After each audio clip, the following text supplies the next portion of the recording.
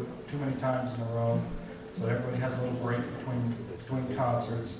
Part of the responsibilities are making contact. Don't just rely on your tape, because there's a lot of good information in the albums about them, good pictures, and other songs that they may not do. This is not a, if you don't buy one, you can't take it, but it does help the performer along to sell their albums. So, John and Mary, you have albums here to sell. So please look them over during intermission or afterwards, and give a hand with that if you can. Well, we've seen them at Winfield several times. They are world-renowned performers. I think probably some performers we've had in the past have been nationally known. Some of them have traveled to John and Mary have got a list of credits that would take too long to mention. Those of you who got the flyer have seen just a part of them, and they are well worth going to see anywhere. So I'm glad that you came to see them here tonight. And we're very, very pleased that they could make Springfield a stop on their tour. As a matter of fact, it's their last stop. And I think, judging by the house that we have, it's probably going to be the most memorable stop. So I guess, without any further chatter, John Pearce and Mary Faith Rhodes.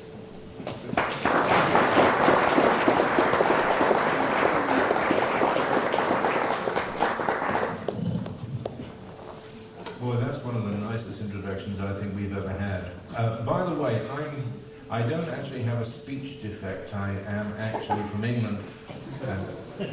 We were in a place... If you don't understand something, ask afterward and we'll give you a translation. Well, excuse me, we were in a motel in Pittsburgh, Kansas last night, and after we'd registered, the man turned around to Mary Faith and said, "Is his accent for real?" You know, so if anybody doesn't understand, I'm sorry, I don't talk funnily. There are millions of me over in England who talk like that. Now in Pennsylvania, where we live now, boy, dare they talk funny, they talk like that in Pennsylvania. They say, "Hey John, you really do talk funny." And they've got this wonderful song which goes, "Hey, hey, let's get down to Allentown." They say, "You know that?" Yeah, Allentown. They say it would have been really good if that fella had recorded this song about Allentown instead of that song about Allentown. Then we'd have made some money now. So I don't actually talk funnily. The Pennsylvania German equivalent of that's incredible is "get out now." Get out. So that's my home area. As a matter of fact, I happen to have been born in New York City. How's that? I'm an actual New York City. I think my father was stationed at Fort Totten at the end of the war, and I think I was probably about 4 weeks old or 5 weeks old when we moved back to Allentown. So I've been in Allentown most of my life thus far, except when I've been traveling in Europe. But John and I have both done a lot of traveling, and one of the nicest things for us, at any rate, you'll undoubtedly get to know more about all of this craziness as we go on. But despite the fact that he comes from England and I come from Pennsylvania, where they talk funny, we've done a lot of the same things separately, and since we met, we do them together, so it's very nice. It's very good doing things together, you know. Out. We won't have any of it. This is a family get-together. Start off with the hammer Dulcimer. Here we go then.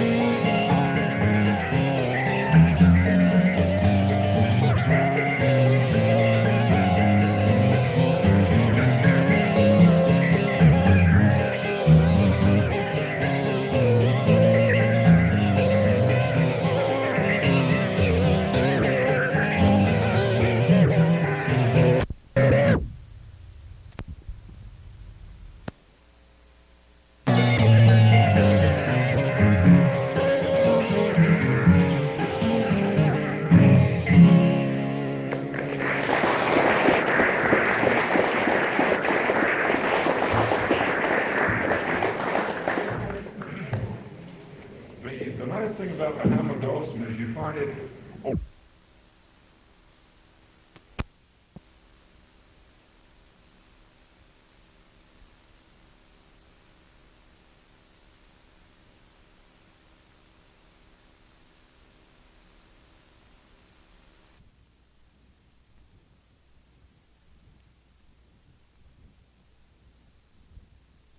Language is that it's a constant topic of conversation.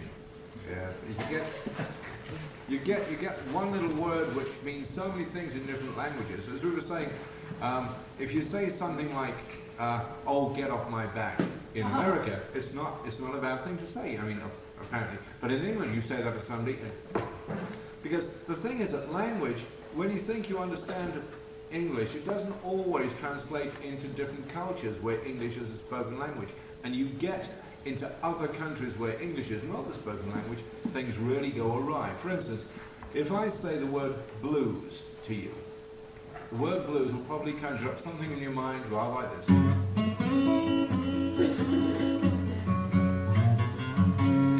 But that's only what blues means to one particular group of people in one particular country. Here, the blues is an emotion, and it's rather like a Howard Johnson's franchise in that it can be tailored to whatever cool for any particular territory anywhere in the world, because everybody gets the blues. They just don't regard it or treat it in the same way that they do over here. For instance, in Russia, they get the blues. But when a Russian gets the blues, he doesn't get his balalaika off the wall and go.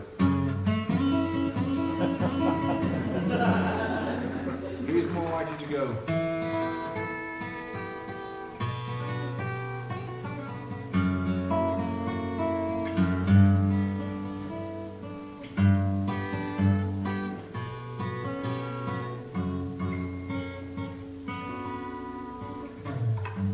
Две гитари за стеною, тя-ла-ла за медленно, сердце м'ячами катям, милые пати, ехала, сещала, hey, hey! So on, you see, like that. That's the blues in Russia, and in Germany they get the blues. I mean, they really had the blues under Mr. Hitler. When they had the blues, then they wouldn't get their zither out of the closet and go. They go. Mich an du Augenweide, Herr, mein Lieb so hell, ein Grenzknecht unter dem Fenster, das Heimlich gut. And so on like that, you see. But that's the blues too. And in the British West Indies, they get the blues. But when a British West Indian gets the blues, he doesn't get his guitar out of his grass hat and go. He goes. The dance they have in this town make old woman thinking she's young. The dance they have in this town make old woman thinking she's young. Oh lady, you mashing me too, you crazy. The dance is not so cool, lady. You don't want to dance with your Bible, give the young girls a chance. And so on like that.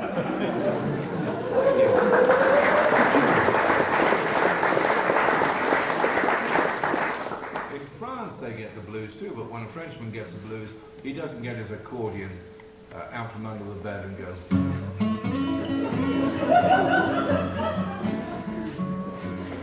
He goes. J'ont taillé, ils sont tailleux. Qu'on va désemparer, parce que qu'on supplierait mieux avec une bouteille de Perrier. But that's the Frenchman with the blues. And let me think, in Australia they get the blues too, but when the Australians get the blues, they don't get their didgeridoos out of the corner and go. They go like this. When I was a young man, I went off on a walkabout with a pretty Sheila on a fine summer's day. But I never should have stopped me jump back in a tucker bag. Now we've got 6 kids and another on the way. And in Spain, In Spain they get the blues too, but when a Spaniard gets the blues, he doesn't get his guitar off the wall and go. He goes.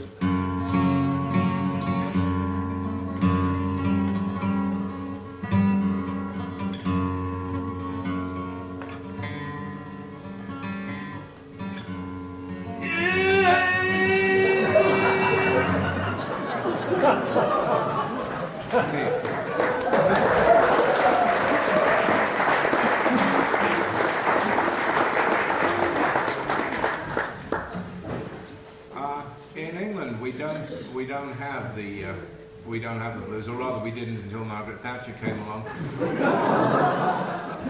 Actually, we didn't have the word blues. It's Shakespearean. If you go back and read Shakespeare, you'll find that he talks about sadness as the Blue Devils, and that's the earliest record of the blues ever being written down as blues. But there was never a real blues-structured song until a young petty officer in the Royal Navy in 1958, a young man by the name of Cyril Tawney, came back from a voyage overseas to discover that his girlfriend had left him and gone off with another man. So he did what every young fellow would do in those days. He got drunk for a week, and then he sat down and he wrote this, I think one of the most beautiful blues type songs that was called Sally Free and Easy.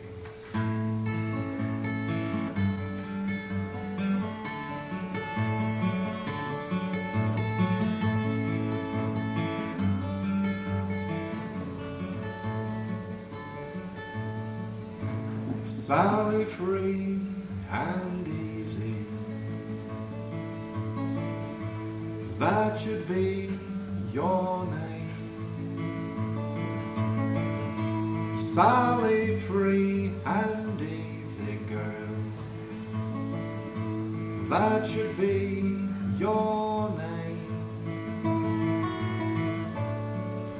You took a sailor's loving for a nursery game.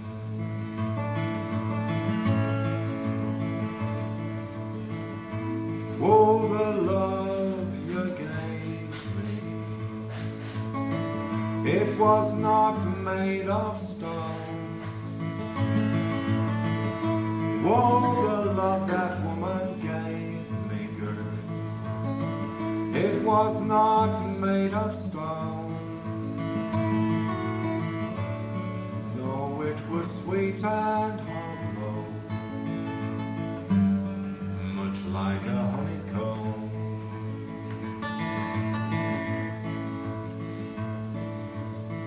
I think I'll wait till sunset. I'll see the inside down. I think I'll wait until the sunset, girl. I'll see the inside down, and then I'll take the tideway onto my burying ground.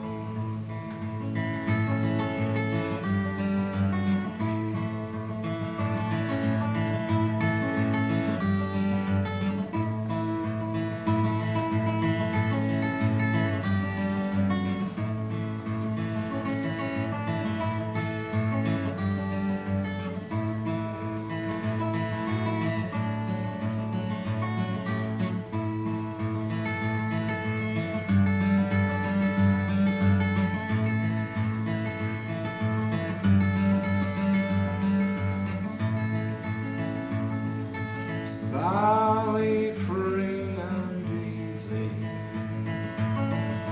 that should be your name. Sally free and easy, girl, that should be your name. And when my body's landed, Christ, I hope you die of shame.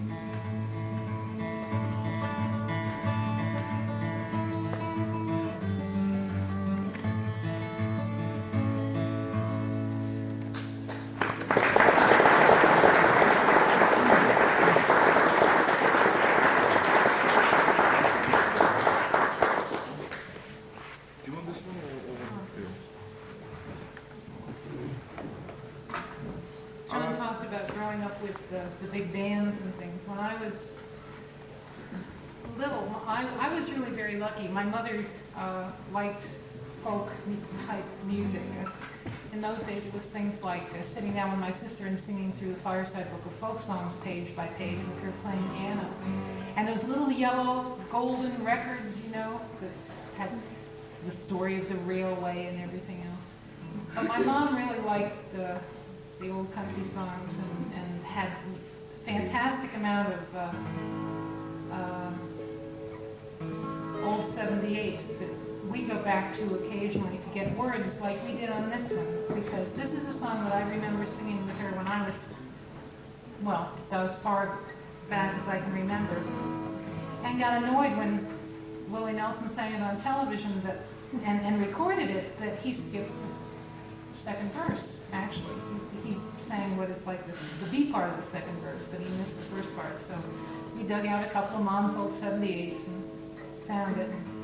It gives John a chance to show you this instrument, which is just wonderful. We found it in a pawn shop in Tulsa, Oklahoma about 3 weeks ago.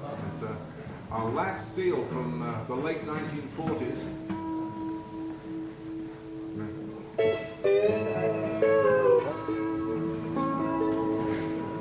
So this is a good old song called Blue Eyes Crying in the Rain.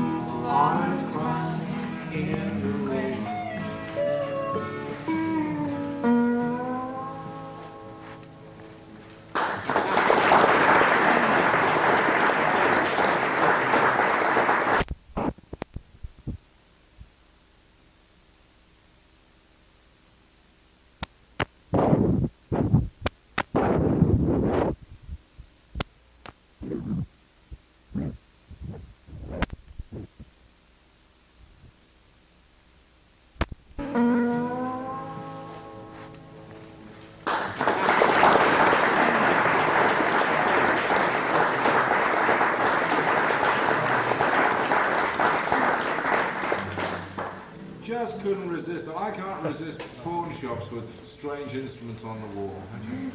Beautiful. What y'all gonna sing, Mary Kate?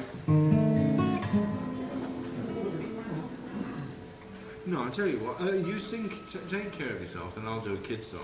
Why don't you do a kid's song while I return? Because I'd rather not sing while you're tuning. Okay. That's being honest. That's the thing about our relationship. We're blatantly honest. Yes. That's the word. Give me a G chord then, I think.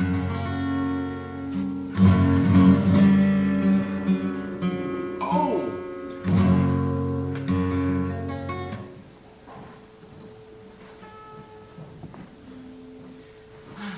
Yeah, it's been a long time.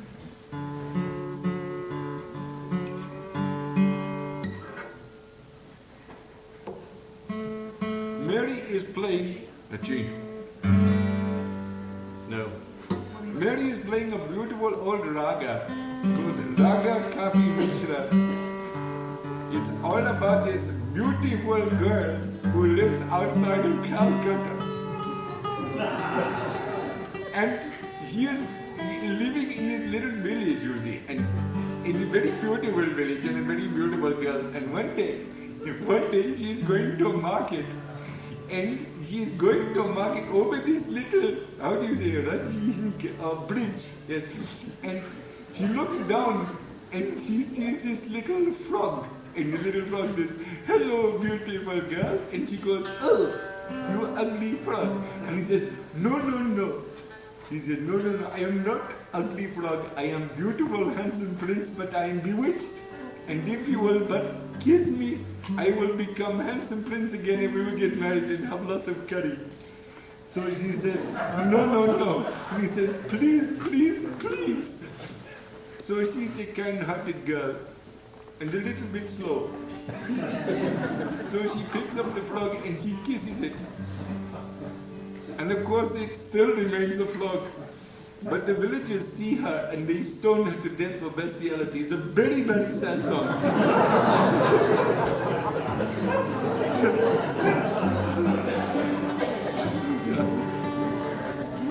Are you in?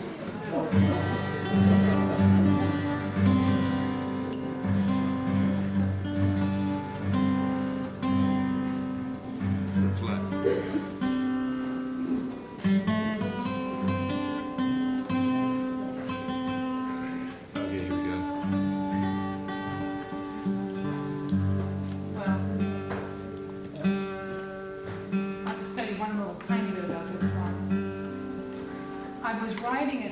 Time I went to Africa. And I was very depressed when I was writing it because I really felt I'd been done in by a couple of people that I counted on to be helpful and had ideas about perhaps. The end of the song talks about maybe there's somebody who's going to appreciate you for who you are. And I met John very shortly after that, so I always figured that I wrote this song about him.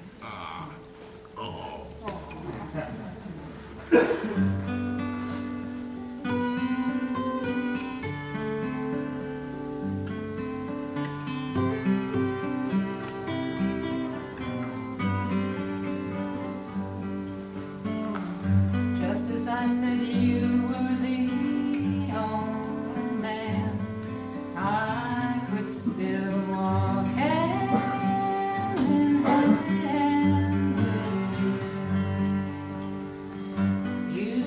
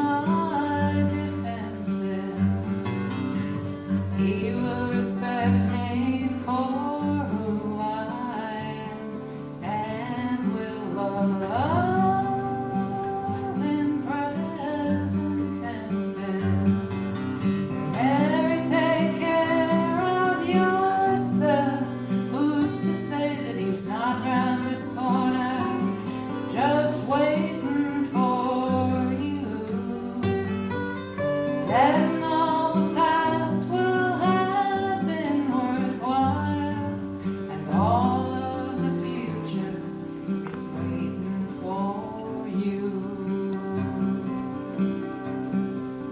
Mary, take care of yourself. Maybe they can see something about you you're too close to know. Besides, it's you who's chosen this road that you hold.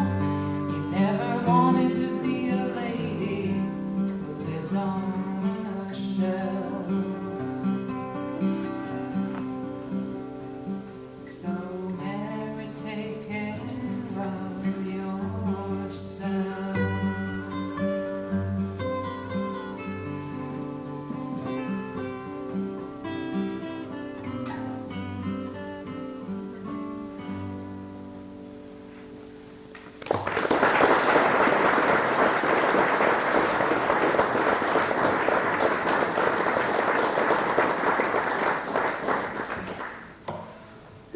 I hardly ever sing that one anymore. That's a good song. John always, I hardly ever did sing that song until he heard it one day and he said, "You gotta sing it. That's the best song that you've written." I always felt that it was just really something that was very one-sided and very particular, and then when fellows started coming up to me and saying, "Boy, I know where that song's at," Yeah, that's then true. I was really surprised. So, yeah. Aha. Good song, good song. Many hundreds of thousands of years ago, when we all lived in caves, not just the people in Winfield, Kansas, but everyone. Well, I'll tell you, you're so lucky. You are so lucky to be living in Missouri. Kansas is beautiful, but it's so flat. I mean, it is so flat, It is so flat that if a gopher makes a little tiny gopher hole within 30 minutes, there's a fence around it. It's a national monument. It's incredible. It really is so flat. So, I mean, a cave there is rather like sort of an inverse mountain. That's probably why they're like caves. So we keep seeing signs as we drive through for such and such a cave. It's probably just a hair in the ground. But years ago, when we all lived in hails in the ground, or hires in the ground, as Prince Charles would say, there was no such thing as women's liberation. If you were a woman, you stayed at home in the cave and you kept the cave clean and tidy and you cooked whatever your husband brought home. And if you were a man, you were a hunter. You went out in the woods with a little thing like this, stick with a string on it, and it's called a bow. You know why it's called a bow? It's because it looks like a bow. That's how things get named. Like, why do you call a house a house? Because it looks like a house, obviously. So that's how things get named. So he'd go out with his bow and he'd hide behind a tree and he'd wait for an animal to come along that was smaller than he was, you know. Then he'd get his bow and he'd go, and the animal would go until the invention of the arrow. Put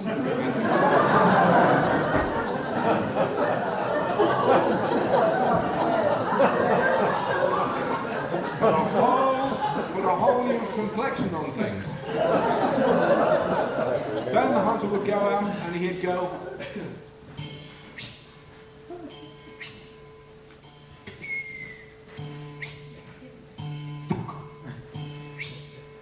until he had no more arrows left. Then he'd go home and his wife would say, "Where's the food?" And he'd say, "Well, I was actually out and I was going..." And she'd say, "Wait a moment, you're a pretty awful hunter, but that's quite nice. We'll call that music." And that's the origin of music, is it? And if you like, you can still, if you want to go back and be real folky, you can make one of these. You just get a stick, put a string on it, put it at the side of your mouth, and to be a real American, this is called a mouth bow, a real American mouth bow player, you have to play it with half a credit card. I normally use the American Express card. I very seldom leave home without it, but I did this time, and so I'm using an MOM card from Pennsylvania. It hasn't quite got the resonance that a good quality American Express card has. You just put the stick at the side of your mouth and go. Now, it doesn't have much sound on its own, but if you let your mouth have a bite,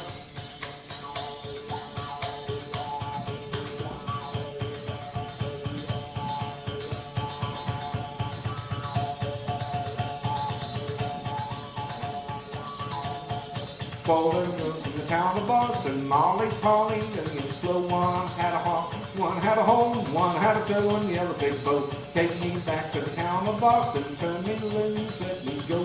Four little girls from the town of Boston, Molly, Polly, Lily, and Flo.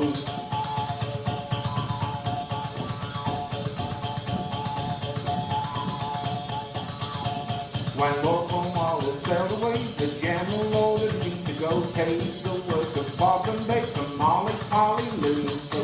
Listen to the harp and listen to the horn. Listen again to the picking boat.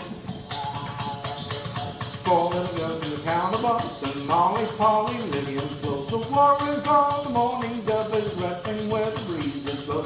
I'm so glad 'cause I'm in love with Molly, Polly, Lily, and Flo. Listen to the harp and listen to the horn. Listen again to the picking boat. Four little girls in the town of Boston, Molly, Polly, Lily, and Flo.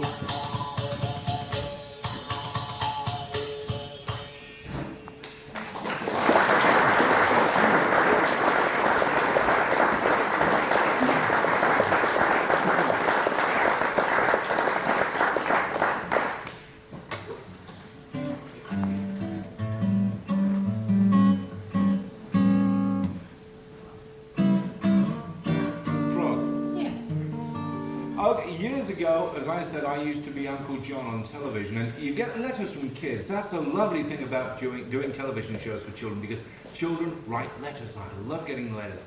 And they send you presents, too. One little kid sent me a banana sandwich, which was sort of unfortunate, because he sent it in June, which is when the series finished, and we didn't come back on the air until the end of September, beginning of October. So all that time, the sandwich, he didn't write on it what it was. He just put, present for John. And it was put in my locker. And the thing was, they actually had the ceiling tiles right the way down the entire corridor taken down because they thought a rat had died in there. They couldn't work out what it was. And eventually I came back and I opened my locker, and I'll tell you, it was rather like a scene from a horror movie. You know, it's alive. Just open that thing, and we always had to get the bomb disposal squad. But one of the letters, and not all the letters are happy letters. Some of them are really sad, because kids quite often have a great deal of difficulty in communicating with their parents, and they'll write to Uncle John a lot easier than they'll talk to their parents. And one little kid wrote me a letter, and he said that everything him at school, and his parents didn't understand. I mean, they just made fun of it. They just said, "Oh, you're being a sissy. Don't worry about it." All the kids used to call him the Frog. And he said, they call me the Frog because I got a big mouth. And he sent me a photograph of himself, and it's true. He really did have a big mouth. There's nothing wrong with it. He was a great-looking kid. He looked like John Denver, but it was before John Denver made big mouths socially acceptable. I mean, he really did have a big mouth. He looked like Ernie on Sesame Street. I mean, he really did have a big mouth. So I wrote back, because there was no way I could say, you don't have a big mouth, because he did have a big mouth. It was okay. So I said, nothing wrong with being a frog. I said, frogs are marvelous creatures. And I wrote a whole long, like about a 6-7 page letter about how frogs were brave and valiant, and lots of folklore in different countries really liked frogs, and he told stories about frogs. And he wrote back, and kids cut right the way through the BS, they really do. And he wrote back and said, yeah, I know all that, he said, but who is going to love a frog? And that just crippled me, so I sat down and I wrote a song for him for that following week.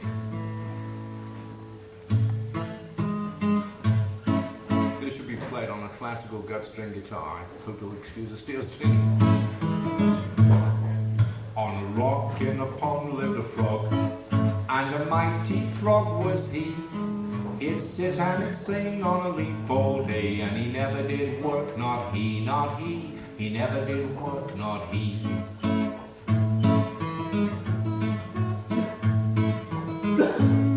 In the morning he would arise, and he'd leap and sing with joy, and he'd sing everything from God Save the King to the wild colonial boy, boy, boy, the wild colonial boy.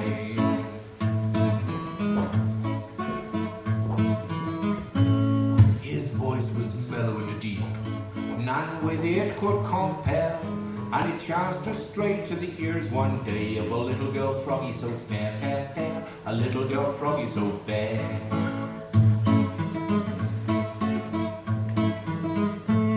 Oh, I must find out, she said, who it is that sings so well. When she saw on a log that handsome frog, head over heels she fell, fell, fell, head over heels she fell.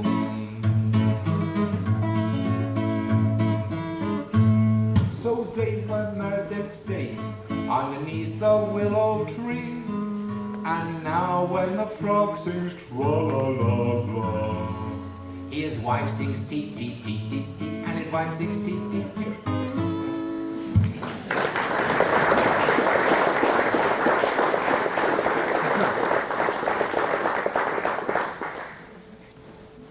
Sure. We'll switch over to the musical barbecue pit again. We had this friend back at home. I wouldn't really call him a friend. He kept saying, well, how's the musical barbecue grill tonight? I'd kill him. That's a good thing about a hammer dulcimer. You buy one, and if you can't learn to play it, you just wait for a fine evening and just pour gasoline on it, set it on fire. It makes a wonderful barbecue grill. It really does. Okay, we stand up.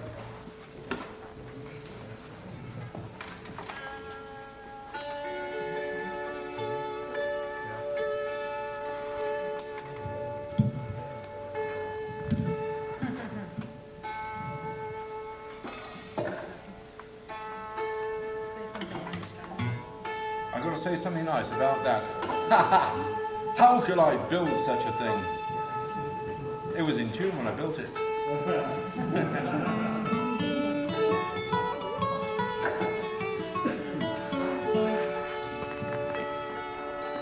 do you want to play?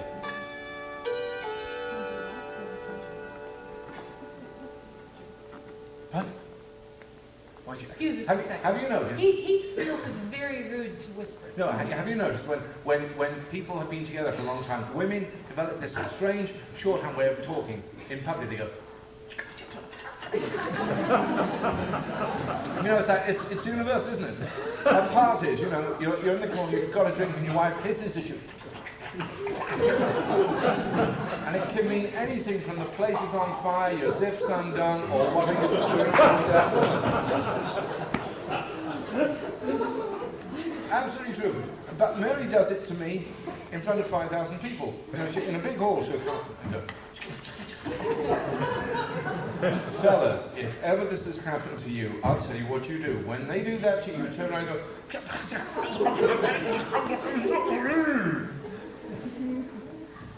And it really knocks them sideways.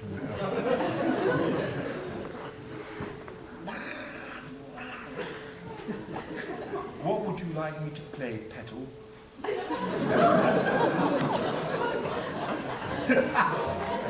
What would you like? I'll tell you what. Let's play a tune from Pennsylvania. Now, Pennsylvanians are dour, unhappy people. Pennsylvania never has a glass that's half full. It's always half empty. It's the way they look at life. It's very strange. But one day, true, really, they have no sense of humor. You know, the difference between English sense of humor and Pennsylvania German sense of humor. English sense of humor is a fella, big fat fella dressed up as a woman, or as an old woman, slipping on a banana skin and falling down. I mean, that's sort of slapstick English humor. In Pennsylvania humor, it's got to be a real old woman. You know, it's really cruel humor they have. It's like during the Second World War, you know, two German officers talking, one says, Did you hear, Hans? We sunk 18,000 tons of British shipping last week. This one says, don't make me laugh, although my lips are chapped. You know, they have it's that sort of humor in Pennsylvania. But one day a year, New Year's Day, the Pennsylvanians discover how to laugh and how to have fun.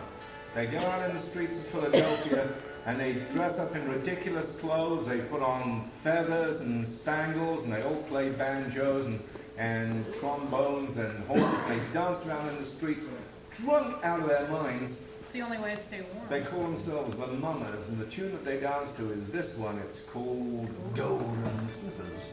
And we'll throw another one on the end. A little Christmas tune for you.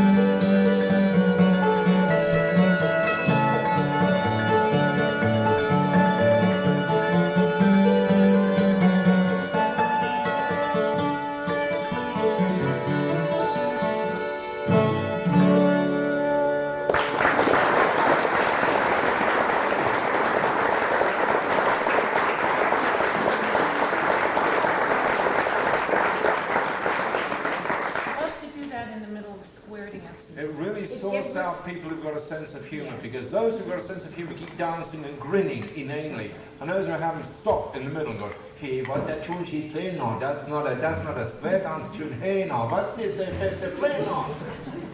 It's great fun to do that in Pennsylvania. Actually, even when they have a good sense of humour, they trip a little bit when they realize it, and then they get back. Good fun. Good fun. You have to do things like that. Keep everybody on their toes. We spend a lot of time on the road, and it's very rarely that you meet you make friends on the road. You make an awful lot of acquaintances, but you don't make that many friends. But we're really happy to be here tonight because two of our very best friends here are here. That's Frank and Nancy. And boy, I tell you. We certainly appreciate their approaching us about doing the concert here tonight. Yeah, and I'm just so glad that we're going to have a chance to visit a little bit while we'll be in the area. So it's great. I'm looking forward to that. This is a tune that we'd like to dedicate to them. It's a tune, a little Cajun waltz that Mary Faith wrote a short time ago called Memory Waltz.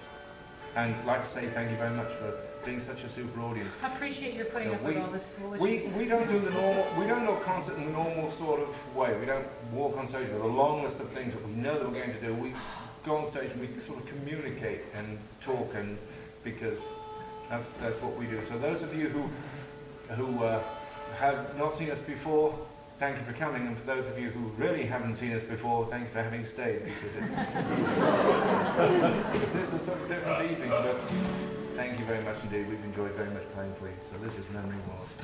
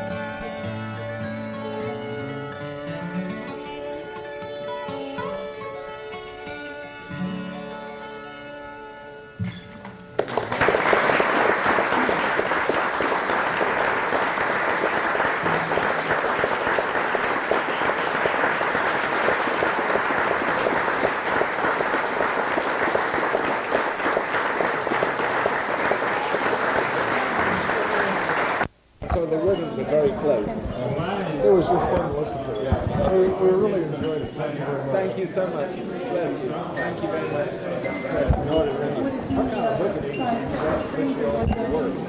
Oh, the State Department. Oh yeah. We traveled to the State Department. You think Glenn Orley? No. He won that vocal award. He gave 12 of them away. Yeah.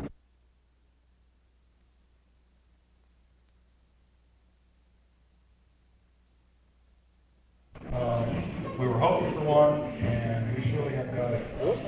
A few announcements before we start. First of all,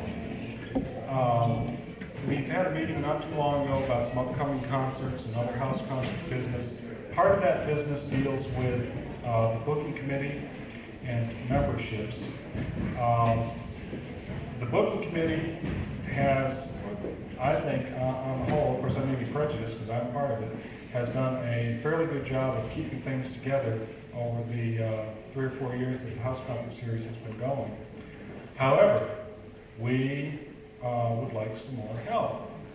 And if any of you are interested in helping with the booking committee, please contact Julie or Nancy, myself, or Patty and say, I'd like to help with the booking committee. And a little bit of what it involves, basically, is trying to rotate the responsibility of putting on the concerts so that no one person has to do it too many times in a row, so everybody has a little break between concerts. Part of the responsibilities are making contact. Don't just rely on your tape, because there's a lot of good information in the albums about them, good pictures, and other songs that they may not do. This is not a if you don't buy one, you can't take, but it does help the performer along to sell their albums. So, and John and Mary, you have albums here to sell. So please look them over during intermission or afterwards and give a hand with that if you can. Well, we've seen them at Winfield several times. They are world-renowned performers. I think probably some of the performers we've had in the past have been nationally known. Some of them have traveled too. John and Mary have got a list of credits that would take too long to mention. Those of you who got the flyer have seen just a part of them, and they are well worth going to see anywhere. So we're glad that you came to see them here tonight. And we're very, very pleased that they could make Springfield a stop on their tour. As a matter of fact, it's their last stop. And I think, judging by the house that we have, it's probably going to be the most memorable stop. So I guess, without any further chatter, John Pearce and Mary Faith Rhoades.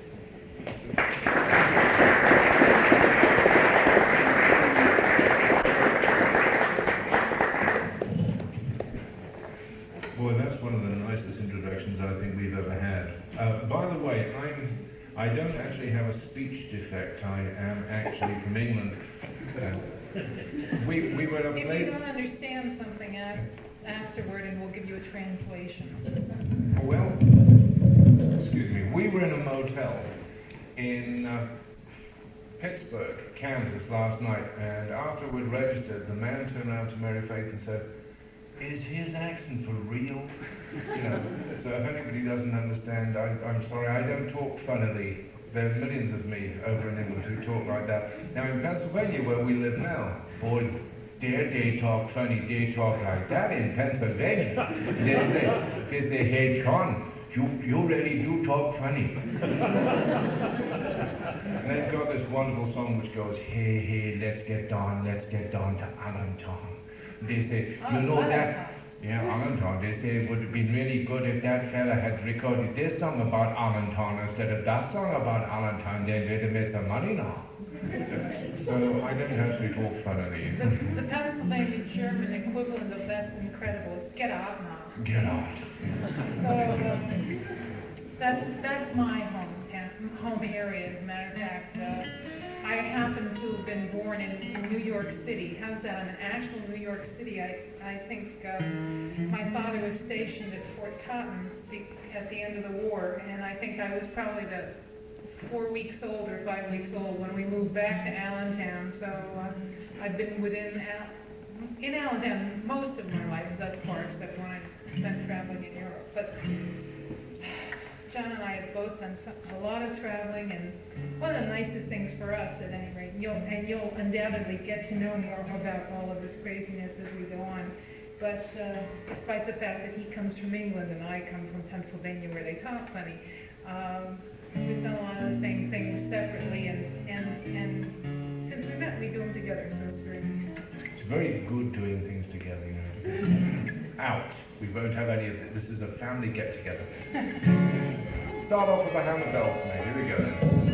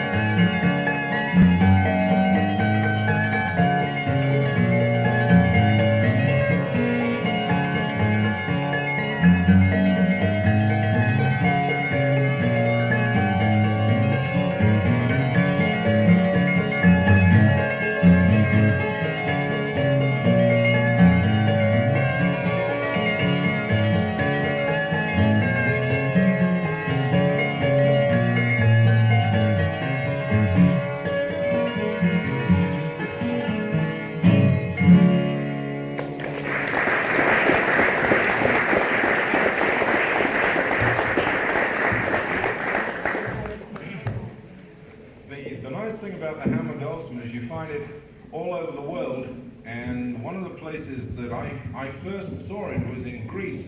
Greece is one of my one of my favorite countries because, like 80% of all men, I'm colorblind. You know, and if you don't believe me, you should see me wearing odd socks, which I do most of the time, which is why when I came to America, I eagerly seized on wearing cowboy boots, because it makes no difference what color socks you wear. No one can see. But in Greece, the light is so bright and the colors are so clear that I can see colors. And in 1971, I was at a wedding party on the island of Mykonos, and it was just getting into its stride. It had been going for about 3 days, and the bride and the groom had long since left, but nobody minded because the party was still going on. And after about 18 hours solid drinking and dancing, I went and got into a little glass-bottom boat, and I floated out to sea for about half a mile and just lay there in the moonlight listening to this music. And this was a tune that was being played by a little old man playing the hammer dulcimer, the Greek hammer dulcimer, the Santuri. And he was so intoxicated that he had two people holding him up. And there was one underneath each arm, and it was lifting him up. And he couldn't stand, but my Lord, he could play. Wonderful. So this is a tune called Epiphany.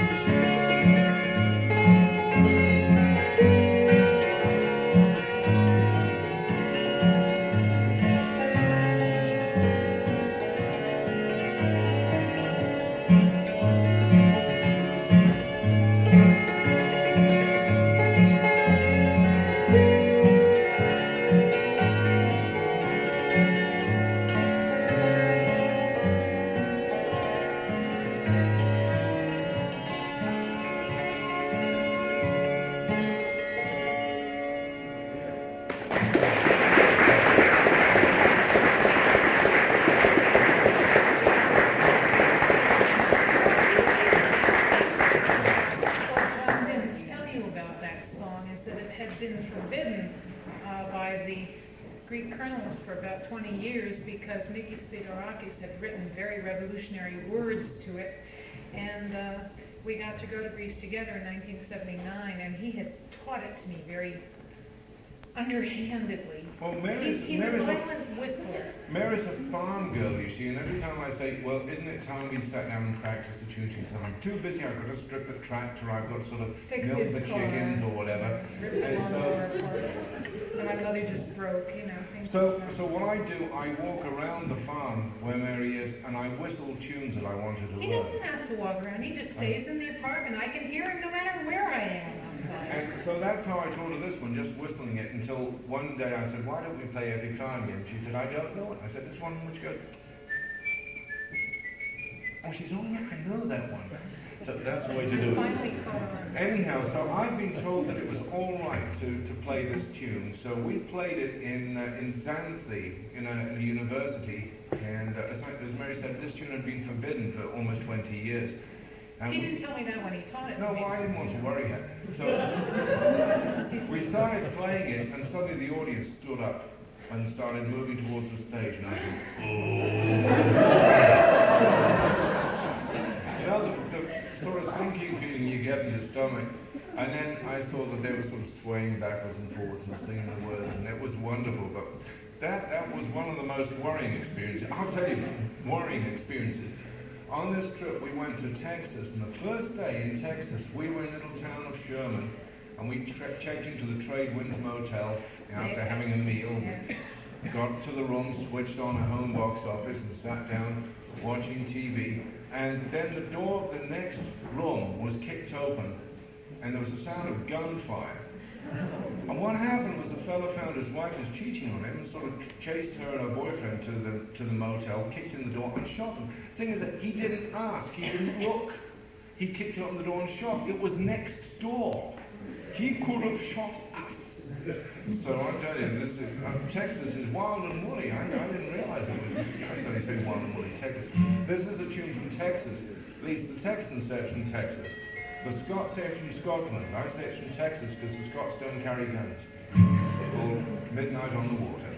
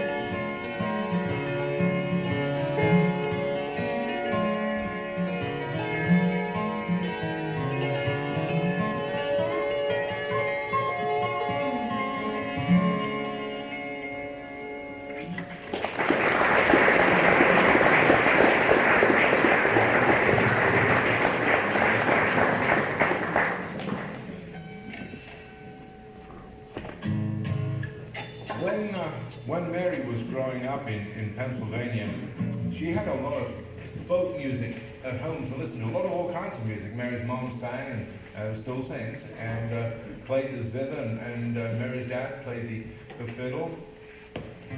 When I was growing up, music was sort of rather like a dirty word in our house. My father thought the musicians were wastrels, and he thought they were 2 points lower on the social scale than ladies who walked the streets, because he said at least they did an honest night's work.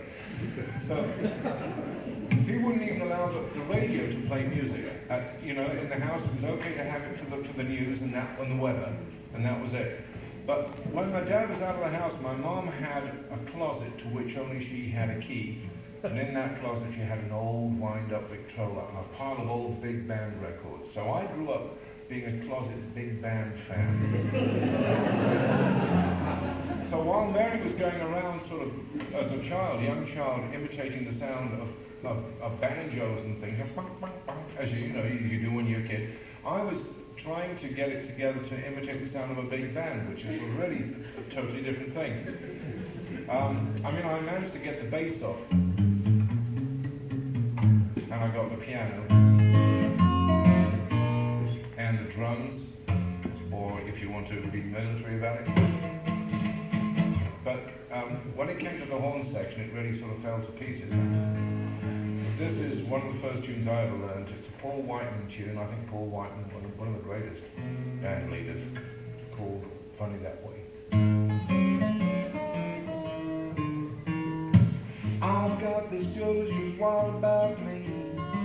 She's just as crazy as any woman can be.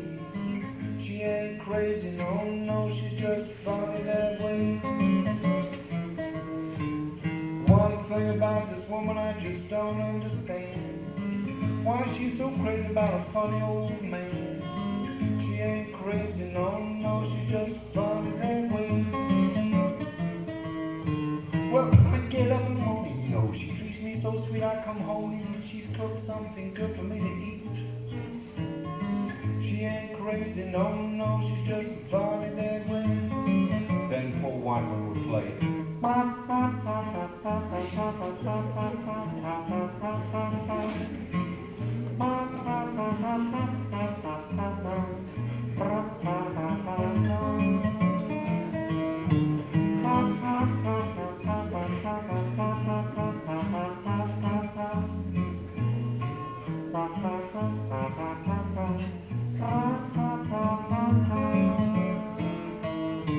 Well, she's crazy like a box of better baby, so what happened? A woman hanging around with me gonna offer me some jello. She ain't crazy, no, no, she's just funny that way. Well, I've got this girl who's just wild about me. She's just as crazy as any woman might be. She ain't crazy, no, she's just funny that way.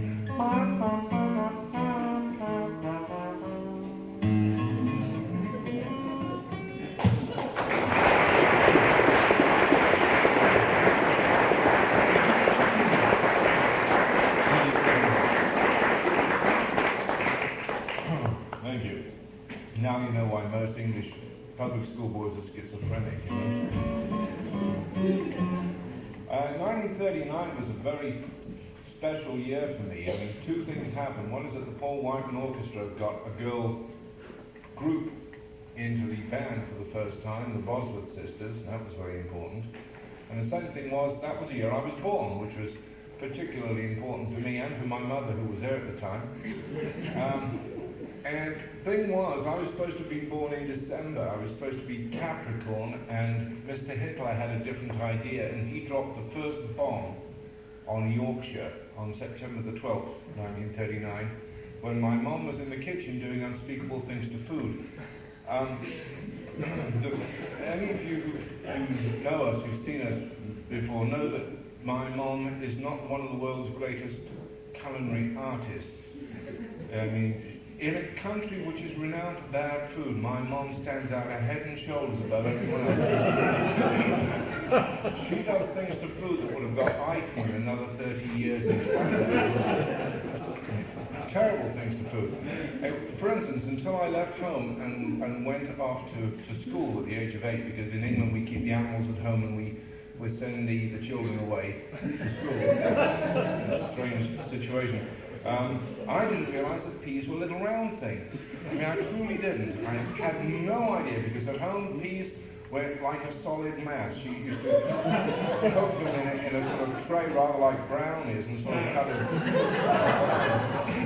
Awful. It's true. It's true. My mom, in all honesty, I love her dearly. She's 85, just got married for the 5th time, never been divorced. Truly. She just dresses to kill and cooks the same way. She is.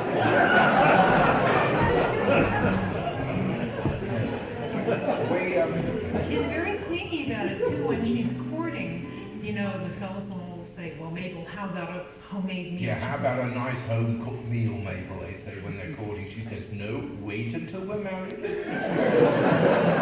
a pretty smart gal.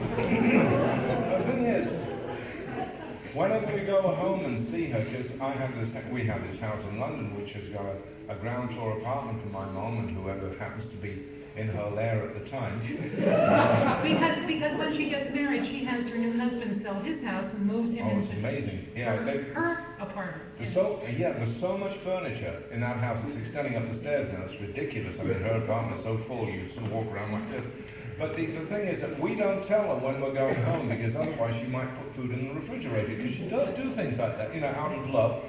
And in my refrigerator, I think we've got every Tupperware container that has ever been offered for sale in England. I have this fantasy about my mom having a Tupperware party and everyone dying. And she earned it all by default, because there are Tupperware containers containing Tupperware containers, which hold Tupperware containers, and those from Tupperware containers in the refrigerator. And those are the safe ones. The ones that are not safe are the ones that contain something. And when we go over there, we say to her, because she always finds out we're going over, and she stocks the refrigerator, we say, "Thanks very much, Mom, that's really kind of you. What is this?" And she looks at it and she says, "It's good." It's good.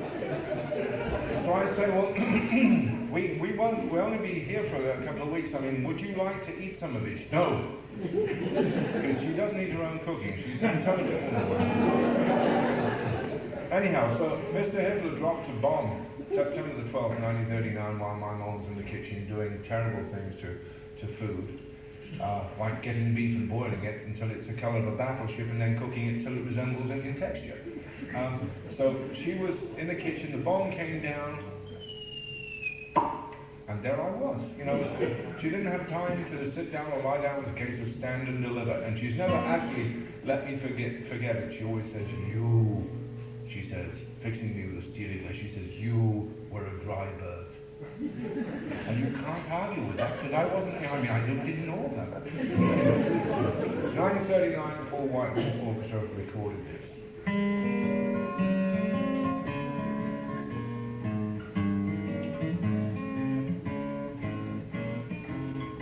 When did you leave heaven?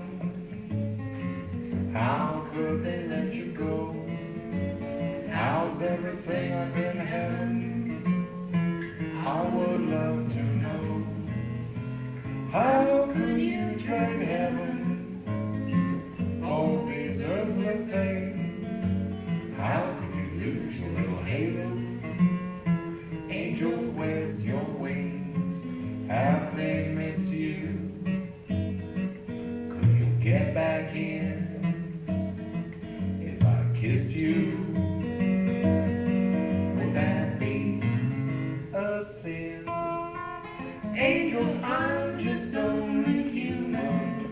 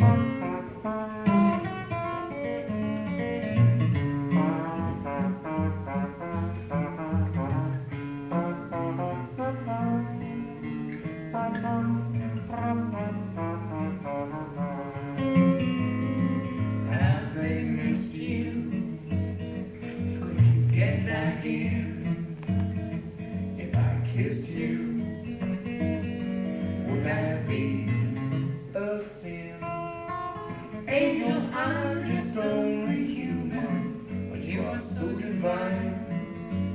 When did you leave heaven, little angel mine, little angel mine?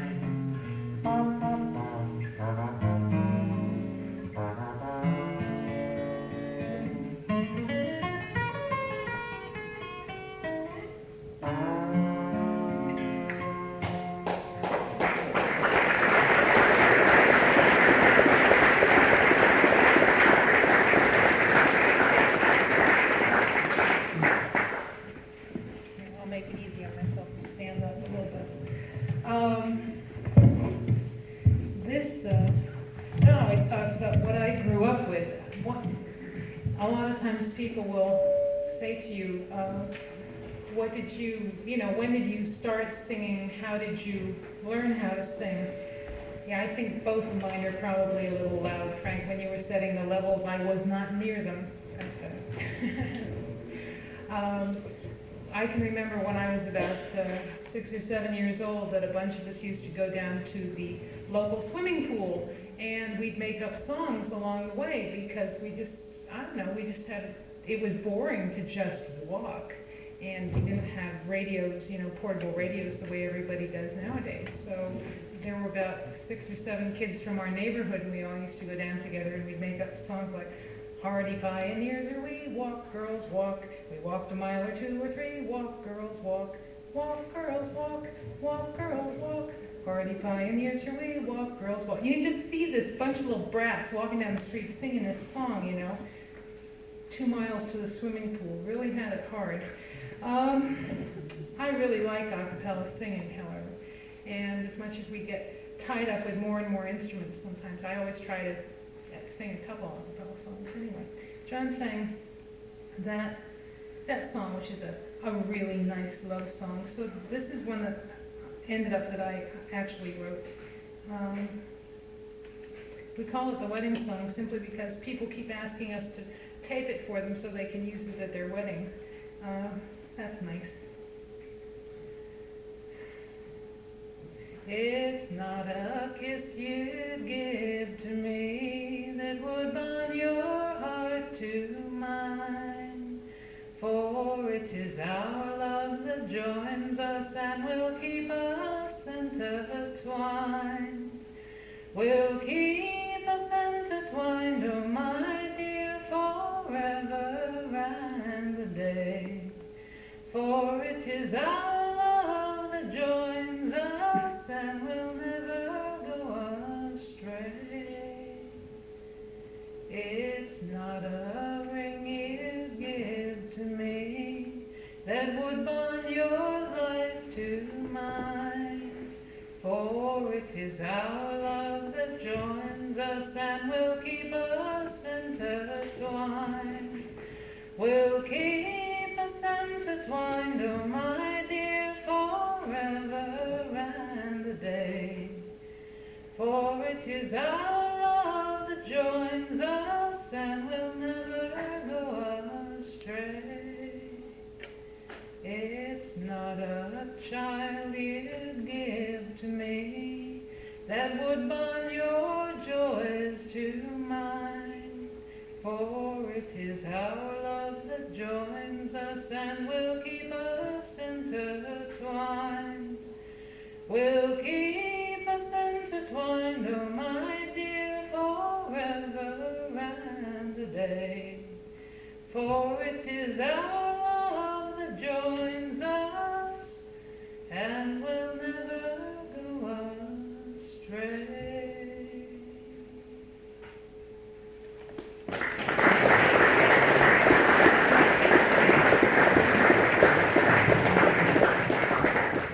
Unfortunately, a lot of the things that we play you have to sit down for, so we apologize to those of you sitting in the back. Let's play some Dulcimer. Let's play a couple of things on. I can't believe that we're just about to head on our way home and we won't be unloading instruments into motels every night for the next 2 months. I'll tell you, gets to you after a while. After about 3 days, you know, dragging all this stuff in and out of the car, because it's terrible, because if anything would happen to them, you're skunked for the rest of the tour. That's true. Mary plays a very traditional style of dulcimer. She strums it, whereas I got a dulcimer sent to me from the States to England in 1958, and the old fellow who made it for me from Virginia, he gave me a little piece of paper in the case and said, "Hit's tuned like this, so-so-do." But he didn't say how hit was played. So I didn't know. As a guitar player, I naturally attacked it with fingernails. And so I worked out a way of playing which was most untraditional, but friends heard it and they didn't know any better, and they said, "Boy, that's neat. Could you build us a dulcimer?" So I built them dulcimers, and they learned to play my style. So now I figure that if the English folk tradition keeps on for the next 150 years, we'll be about equal teams, the pickers and the strummers. The pickers over there and the strummers over here. But well, that's not true, because I heard Howie Mitchell play fingerstyle, and he heard it in England, so he made records with it over here, and I heard it from that. So this is a Victorian tune called "Drink to Me Only." I'd like to dedicate it to the people who adulterate the beer in Kansas. I don't know if they do that in this state too. It's 3.2%. That is the ultimate sin to an Englishman, adulterating the beer. You don't do that to beer. I mean, in England, the tap water in London is more alcoholic than the beer in Kansas. If you add vanilla flavoring to your cookies, they're probably more alcoholic than beer. No, I'm not advocating alcoholism, but I think it's really great if you let people sort of take their own life in their hands. You know what I mean? Let's face it. In most of the countries in the world, they allow you to sit and drink a glass of real beer, but not in Kansas. Oh no. So I'd like to dedicate it to the people who do that terrible thing in Kansas and any other states where they do it. I'd also like to dedicate it to a great Pennsylvanian, W.C. Fields, who once remarked, "My wife drove me to drink. It's the only thing I'm grateful to her for." A tune called "Drink to Me Only." At least you could never say that about me, because you drank before I met you. That's true, that's true.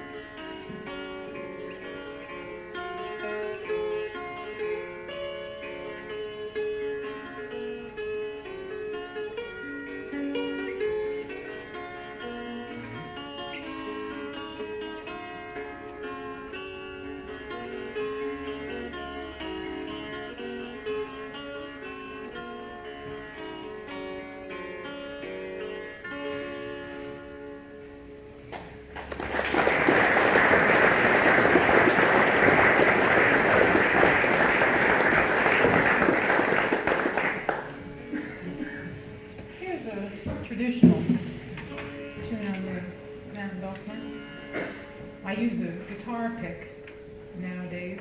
When I started playing, I used quills, tried to cut them down like a pen. Then I found out why they would break before you were finished with a fiddle tune. Is when people talk about using a quill or something for playing dulcimer, they don't cut it down like a pen and use that part to play the dulcimer. They cut the feathers off, and then they don't put it straight. They do it on an angle, so it just brushes it. So you're never going to break it the way. Gosh, I could try playing a tune and I'd break it about through the second repeat. I used to think my cat liked my mountain dulcimer playing. She just liked to feel the feathers rattle. So now I'm stuck with the guitar picks because turkey quills are harder to find around where we live, unfortunately. So this is an old play party game called Swing and Turn Jubilee.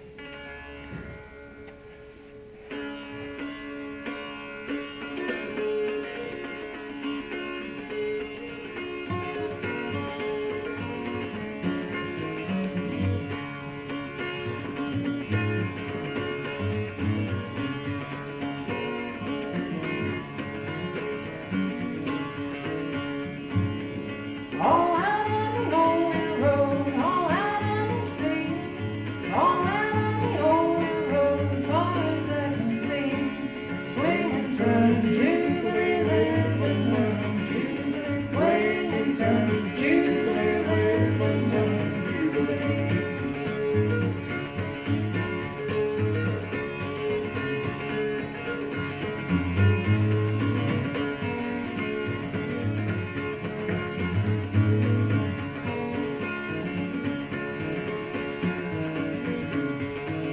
Some will come on Saturday night, some will come on Sunday.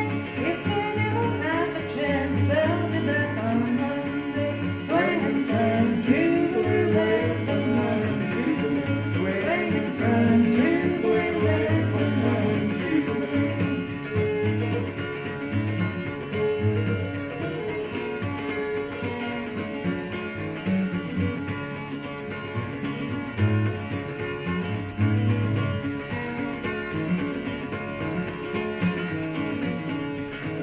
Hardest work I've ever done, working on the farm.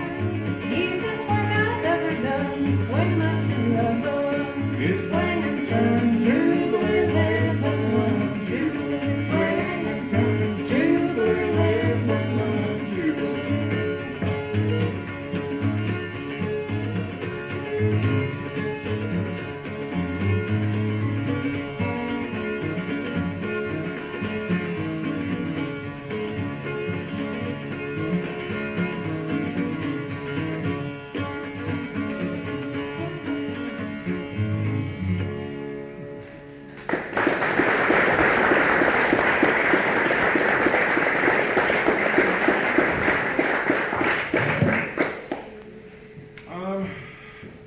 It's amazing what jobs folk singers have done over the years. Every time we get to a festival, we usually sit around with other performers comparing past exploits, and it's amazing how many people who come along to folk festivals think that when folk musicians aren't on stage, they live on top of some sort of sylvan mountain somewhere and live on manna from the gods or something. But it's strange that as the folk scene, I think some of them might. yeah, maybe some of them do. As the folk scene sort of waxes and wanes, which it does, work either is plentiful or it's piteous. And when it's piteous, folk singers tend to go and do other jobs. And at one time, let me think, it must be about 20 years ago, I hit a real flat spot. And I heard that the local BBC television station was looking for somebody to host a children's program. So I thought, well, I was a kid once. I mean, obviously on-the-job training. So I went and applied for the job, and they said, well, actually, we're not looking for somebody young with a guitar. We're looking for somebody old and grey and fatherly. And as they were talking, I became more and more hunched, and my speech became more laboured. And I said, I would like to audition for the job. So to make a long story short, I got the job, and I was Uncle John on BBC television for almost 3 years. And it was great. They used to put me on television every Sunday afternoon at 2 o'clock to show children what would happen if you didn't lead a religious and good life, you know. And each week I had to write a children's story, which was easy because I've always written kids' stories, but I had to write a children's song each week. Now stories, I've always been able to just think about a theme and then just leave it. And one day a little bell goes off in the back of my brain, ding, and I sit down at the typewriter and the story comes out. It's a talent that I've got. I'm very lucky. Songs I've always had a lot more difficulty with. I always had to work at them. So like most musicians, I kept putting it off, you know. And also Sunday, well, that's the day after Saturday. And Saturday is the real big day of the week for musicians. So many of the time I'd turn up to the studio and the producer would say, have you got the song ready? Because a lot of them talk like that, you know, over BBC television. And I'd say, oh yes, I have. And they'd say, well, let's hear it. And I'd say, no, I want it to be fresh. I'll just do a walkthrough, and then when it comes time for it, I'll do it live. He said, oh, all right. What I used to do is wait until the cameras went into lineup. That's 5 minutes before transmission, when they get all the cameras focused on test cards and make certain the color values are the same on each camera. Takes 5 minutes. In that 5 minutes, I would go along to the men's room, and I would sort of sit there and contemplate and write a song. I don't know if you've ever noticed that guitars are built exactly the same width as a sheet of toilet paper. You know that? Really? So absolutely true. Obviously, toilet paper manufacturers are very bright on guitar makers, years before their time. So I'd take along some scotch tape, and I'd scotch tape a piece of paper to the upper bout of my guitar, and I'd sit there and I'd write a song, and I'd work out the tune, and then I'd come straight out of there, straight onto my spot in front of the cameras, and I'd do the song before I forgot them. And one day, it was 5 minutes before the cameras, or rather 5 minutes before the show went out live. It was line-up time, and I rushed along to the men's room to discover a sign saying, closed, due for painting. And I really didn't know what to do, you know. Where else could I go where the Muse would find me? So I went into the car park, and the BBC's got this incredible car park. It's like 500 acres of nothing but blacktop with one little tiny tree in the middle just to keep the conservationists quiet. And so I went and I stood in the shade of that tree with my guitar, and I worked to try to find a song. I couldn't think of an idea at all. And then I saw on this little tiny puny tree, it was about as big as a microphone stand, a squirrel. Now I'm a city boy. I've never really noticed what squirrels look like. They are cute. I mean, they really are.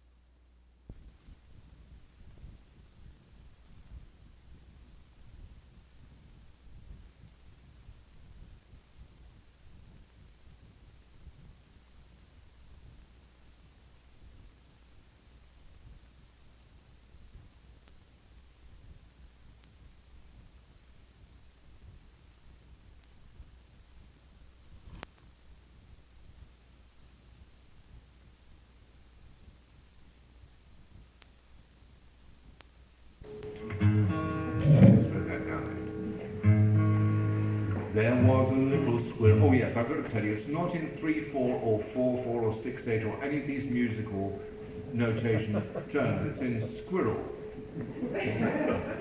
Of course.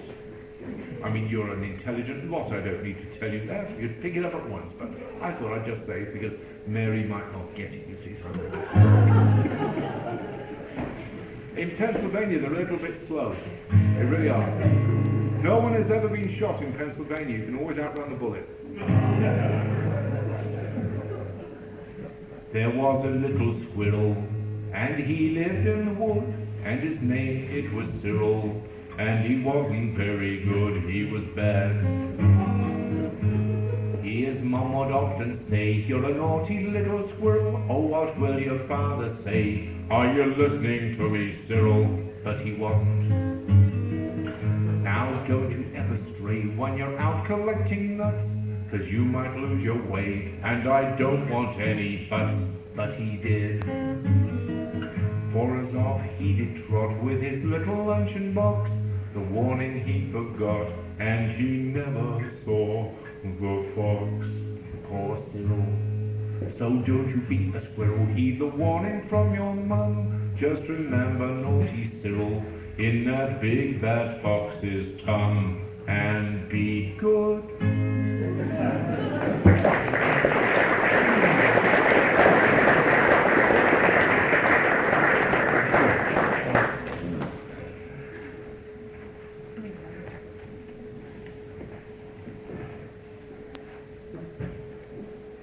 John's going to sing warning songs. This is a song I wrote a long time ago. And I got reminded of it a couple nights ago for the first time in a really long time. I'll just sing. I won't talk about it. I always talk too much anyway.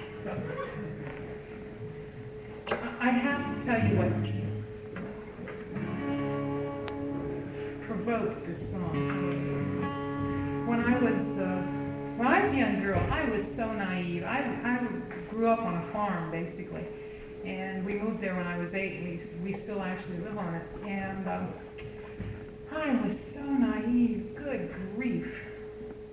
You know, I was the kind of person that when I went to high school, and I happened to go to city high school, there was this one group of guys that I thought were really nice, and they were my friends, and they used to say, "Hi, Mary," down the stairwell, and I was so tickled because I was a friend of theirs, and they were saying hello to me. And it was really awful because they were just making fun of me, and it took me about 10 years to realize that.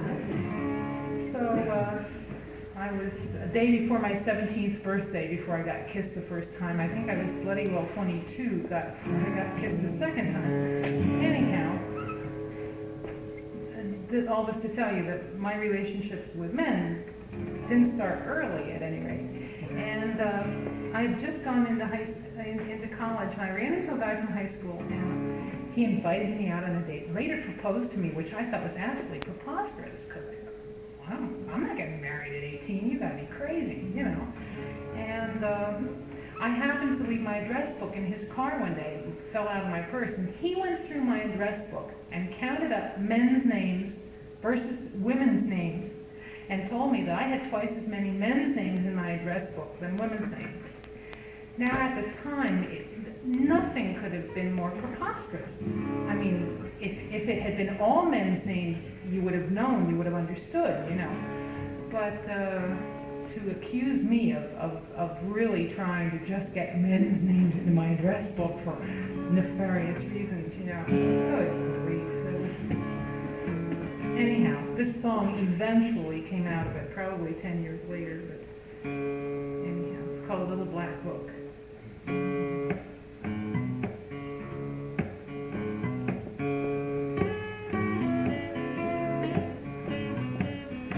I used to keep a little black book, used to write everybody's name, but I don't keep it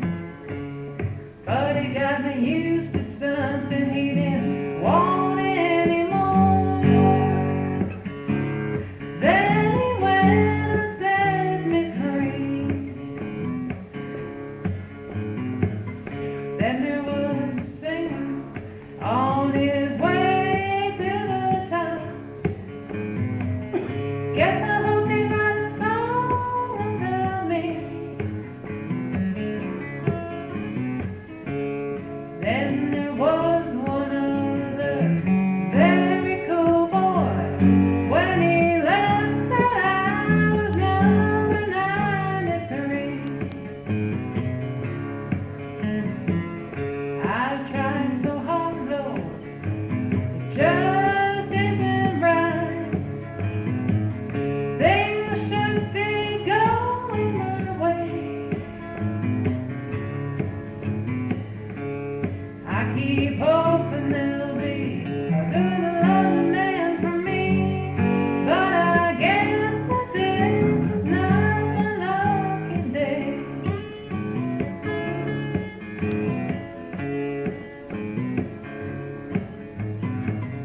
How many times can you draw the water from the well before you draw it dry? Man will take love, give it in return as many times as he can try. I used to keep a little black book, used to write everybody's name, but I don't keep it anymore. Hurts too much to see how I've learned in vain.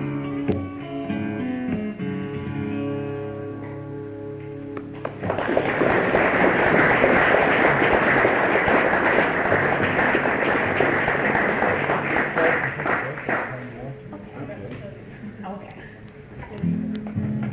I sang that on stage in Paris one time. There was a concert done at the Maison de Radio in Paris, and it was a concert of a whole bunch of Americans who were living in Paris at the time, folkies like me, and everybody else was a fellow. And I got so mad at them that night. I sang that song, I thought I could have spit every word out. I think I did. So it's nice to have songs like that in your repertoire. If you're really angry at somebody, you can just put it all into a song and just get back at them, you know. Well, I like the way Mary writes songs. There's a song that she bounced off me a couple of years ago, and I'd never heard her do it before. And it's a country song because we spend a lot of time traveling about the country, not just doing concerts, but we also make musical instrument strings. And we if you do that, you have to go to music stores and sell them. Otherwise, you get up to here in musical instrument strings. And so we spend a lot of time on super highways, and a lot of time also we eat in truck stops. Now, truck stops are a really strange phenomenon. You don't find American-style truck stops anywhere else in the world. You find truck stops in the world, but not like American truck stops, where you have these booths with fixed bench seats and movable tables. That means the first one in the booth gets the room. See, you get it, sit there, and you have the room. And so we're sitting usually side by side in the booth so that we can look out the window and see that nobody's rifling the car. If you're a musician, you have to do that. Everyone's going, yeah, they all do the same thing. So you're sitting there side by side, and suddenly a trucker comes in, and boy, they make me look like Twiggy. They wear these 1001 Levi's. You know, that means they have extra room in the pockets for quarters. And they just sit down, and they have these bulging pockets full of quarters, and they spill them all over the table. Because on the tables in truck stops, they have these little outlets from the jukebox. They're crafty now. They don't have the jukebox out in plain sight because that's too easy to sabotage, you know. Soft drink or a cup of coffee in the back of the jukebox, blue flash, and it's quiet, it's wonderful. But now they hide them. And all you see are these little sort of computer terminals on the table. And so they sit there and they start feeding the machine with quarters and playing songs like this. Mother's ball is lying in the baggage car. You know, I've got a low hysteria level. You know, I really can't take too much of that. We have a friend who's the same way. He's got the same sort of dumb sense of humor that we have. He's a marriage guidance counselor in London. And, you know, he takes maybe sort of 6 hours of this. And then he cracks. You know, he's a fellow and a woman sitting there, and the woman saying, and another thing he wants me to do. And he says, excuse me one moment, I think I hear the phone going in the other office. And he gets up and goes into the corridor and goes, gets it all out of his system, and he comes back and says, really, and how would you spell that? So we're like, we're in a truck stop, and we're sitting there, and we're impaled against the wall by a trucker because he sat down and he pushes the table across and impales us against the wall. We can't move, and he's playing all these sort of, but they're called but smiling songs because usually the mother dies, but it always says but smiling. You understand that all these but smiling songs? You don't laugh because they'll kill you. I mean, they're about 8 foot between the eyeballs, solid bone, muscles in their saliva. I mean, it's really dangerous to laugh. So after listening to a lot of this for a time, Mary came up with a country song, which I think every trucker would love. It's called Follow Your Heart. And we'd like you to sing along with this, but you mustn't sing it in Missouri. And you really must, Missourian. How do you say it? Missourian? Missourian. You've got to sing it in Southern. Okay? You gotta sing, and you gotta sing it as low as you possibly can, because that denotes honesty and truth,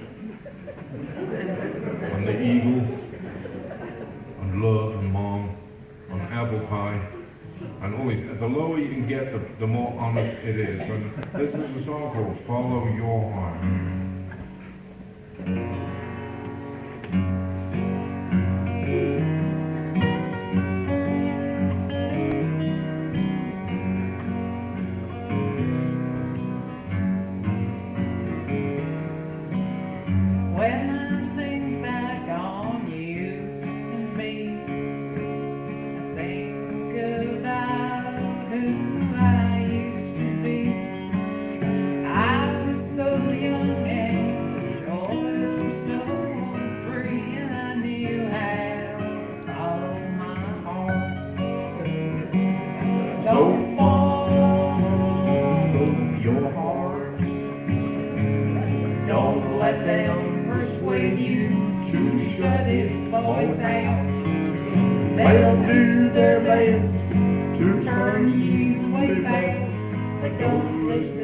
Just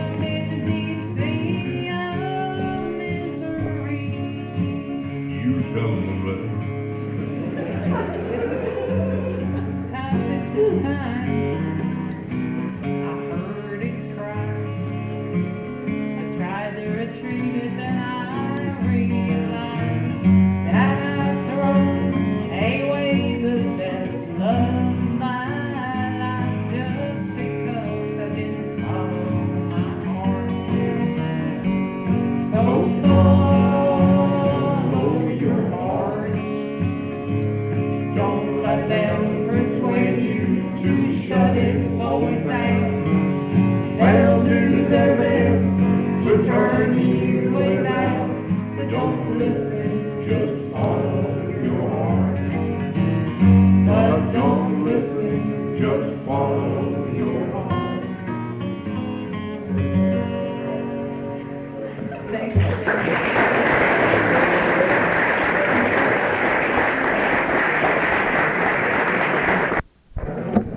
With a tune that Mary learned many years ago from an old lady musician. It's called Single Life. I thought she was doing pretty well. She got married for the second time at the age of 77. That was before I met John and learned about his mom. Yeah, she's a fine, fine lady. And this song's called Single Life, and it has a particular meaning for us because last time we were in England, we brought back an English wedding cake. And It's still in the freezer. we haven't had a chance to get along and get hitched. We've been too busy. We've been on the road, and when we're not on the road, we've been spinning strings, and we can't ever get our friends together at one time. So some Well, it's friends... a question of having the time to do a little bit of planning, you know. Yeah. So some friends of ours are saying that they're going to book us for a concert and get a preacher there. And that's the way to do it, just marry us on the stage. But we brought this wedding cake through customs, and they just had a bomb scare in Kennedy Airport. And it was very, very funny, walking off the aeroplane, carrying this box very gingerly, because Mary had sort of strung it from a little handle with 4 strings so that the thing would absorb shocks. And we're sort of carrying this thing very gingerly, and the man says, "What have you got in the box?" So I said, "Honestly, it's a wedding cake." And I thought he was going to shoot us. I mean, he thought we were being funny. Well, the worst thing was the pork pies that they were not going to allow us to bring in either. You know, that was last year. Yeah, because you know you can't bring pork pies into this country. Now, pork pies are a great English tradition. They are wonderful. I hope some of you know what Little pork pies small are. round because pies. they're So anyhow, we arrived with 2 of not these at all things. like John's mother's cooking. You know. Oh, no, they're marvelous. And we arrived in the States, and the fellow said, "Pork pies, sorry you can't bring them in, throw them in the garbage." We said, "We've carried these 4,000 miles. Can we eat them?" And he said, "Well, I suppose so. Nobody's ever asked me that before." So we sat down there, and we had English beer, Theakston's Old Peculiar. Saved a couple of bottles. And we just sat there and had a little party, and everybody's going through being searched, and we're sitting there eating pork pies and drinking beer. You've never seen anything funnier than us going through customs, because we've always done a lot of weird stuff. I knew then how the Aga Khan felt. Sitting and eating in customs. A song called Single Life. Well, what about the wedding cake? Well, we've still got it in the freezer. When we can sit down long enough to take it out and store it, we're going to have a wedding. Actually, I told him we knew we were going to be leaving for about 2 months. I said, well, if we can still talk to one another when we get home, then we'll do it. Because seriously, we spend more time together than any other couple that I know, because we're together all the time. There are days when, it's enough to drive you mad. For all intents and purposes, we're still talking to one another, so I guess we're doing all right. And we've basically been together for almost 8 years, so I guess it's time we ought to just do it. Here we go then. This may be my swan song to sing this song.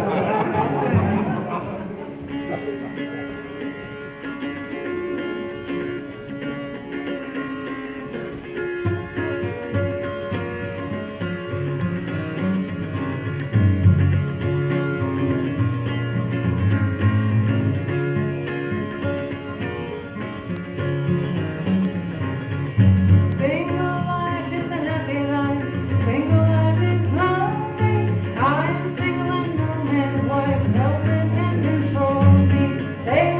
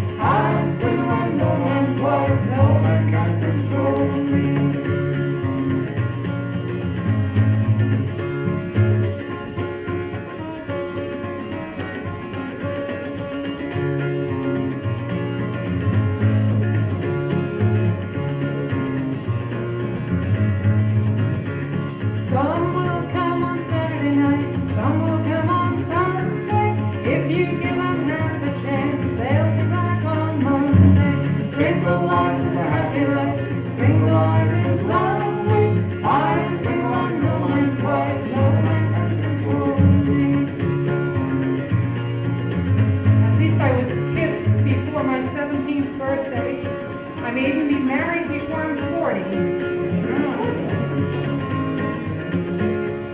That gives me about 6 more weeks. I'm thinking of trading her in on 2 20-year-olds. When I was a little girl, I used to play with toys. Now I am a great big girl. Now I play with boys. But single life is a happy life.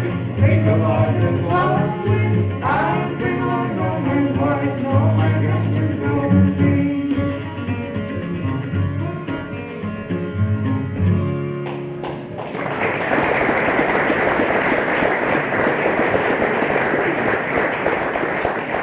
That's all right. I could trade you in on 3 15-year-olds. That's true.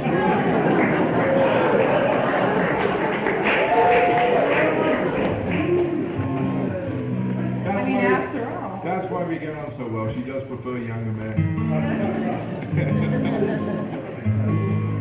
Actually, we heard of each other a long time before we got married. We both spent a lot of time in Africa. Before we met up. I just feel that we are married. We fight enough for it. So, I'll say one thing quickly, and then you can finish what he was saying, because I know I interrupt him all the time. But when we met, actually the second time, the first time we met was in Paris in 1971. I was getting on stage and he was getting off, and we knew about each other because we were amongst the few people who were playing mountain dulcimer professionally at that time. And the second time we met was in 1978, and we kind of decided within about a week of that we were going to get married. We just haven't gotten around to it yet. it's true. Really is true. But I'd be in Africa, and I'd be in some godforsaken place, miles up in the mountains of Lesotho or Botswana, and somebody would say, "Hey, there was this woman here last month, and she had one of these funny instruments. Her name was Mary Faith something." And she'd be in Botswana or somewhere, and somebody would say to her, "Hey, you know, there was this strange hairy Englishman who played an instrument just like that a few months ago." So we really knew each other quite well before we actually met, and we sort of knew most of the same people. It's incredible, because as it is now, we'll meet people at festivals that we've known for years, but apart. And people say, "Hey, yeah, I thought you two would get together sometime." But I love Africa. The first time I went to Africa was about 1971, and I was in South Africa, because I didn't like being in South Africa too much, but you've got to bounce off South Africa if you want to get to any of the interesting places in East Africa, like Lesotho or Botswana. And I was in South Africa, and I got off the plane, and the heat hit me, because I'm English. You know, we don't have heat in England. You have cold and cold. And occasionally, if it's really bad weather, you have cold with rain. Yeah. So I got out of the plane, and the heat hit me, and I thought, God, I've got to get into air conditioning. So I got into the Janssens Hotel, and I got into the room, and they had an air conditioner in the room underneath the window. So I switched it on, and it went, so I knew that it was working, because it was going, and I wasn't getting any cooler. So I sat closer to it, and then I noticed that while it was going, it was also turning the carpet an interesting shade of black, because there was this black mark extending out from the air conditioner towards the bed, and I examined it, and it was water. So I looked at the air conditioner a little bit more closely, and I discovered that it didn't have any plumbing connecting it to the wall. It just had a wire which allowed it to go, but that was all. So I phoned up the front desk, and I said, "Excuse me, there's something the matter with the air conditioner." And the voice said, "Oh yes, it's these bloody Africans. What they do is they steal the pipes and make flutes out of them."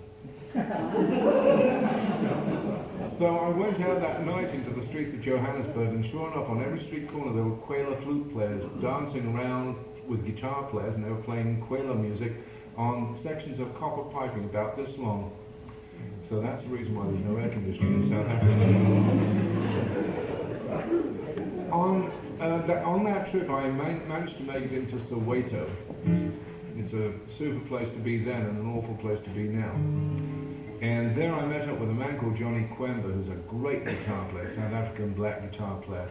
And he took me to a couple of high-life parties over the weekend. And the strange thing is that all the African women wear beautiful, gaily coloured clothes throughout the week, but at weekends they've got to dress up into something different because it's a party. So what can they wear? I mean, they're wearing these beautiful clothes all throughout the week. So at weekends, what they do is they get their boyfriends and husbands and any other fellows around to steal army uniforms from the occupying forces. And then they cut these battle dresses down and make these incredible party dresses, which they beat. And you go to a high-life party in Soweto on a Saturday night, and it's like being in Israel, because everyone's in battle dress. And this is a song about that.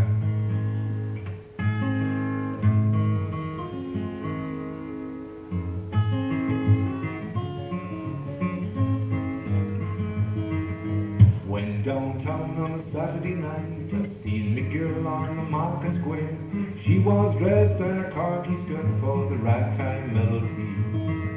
Choosing mama, choosing mama, choosing mama, choosing mama. When I got me money, we'll go for the ragtime melody. Ankatali anyizolo, Ankatali anyizolo, Sone sone sone ima, Sone semani.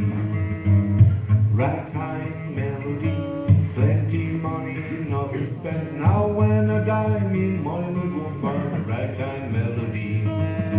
Choosing mama, choosing mama, choosing mama, choosing mama. When I die, me money will go for the ragtime melody. Cause when downtown on a Saturday night, I seen the girl on the market square. She was dressed in a khaki skirt for the ragtime melody. Choosing mama, choosing mama, choosing mama, choosing mama. When I die, me money will go for the ragtime melody. When I die, me money will go for the ragtime melody.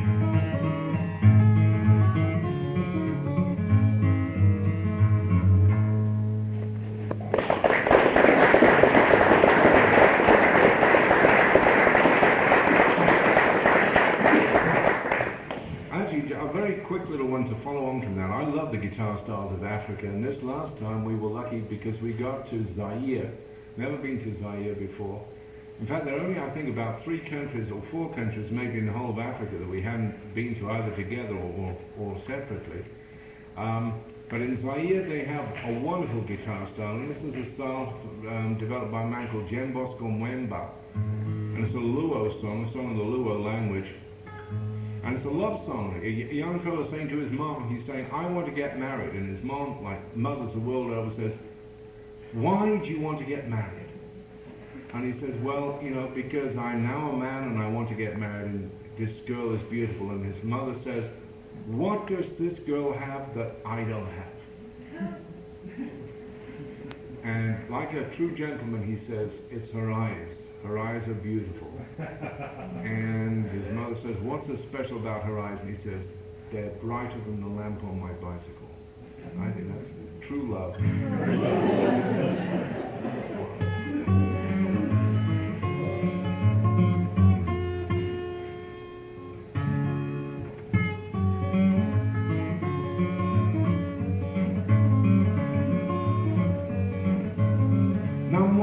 Peci mai pata mina cuenda, peci mai pata mina cuenda, mama, yo mama, mama, mama, yo mama, mama.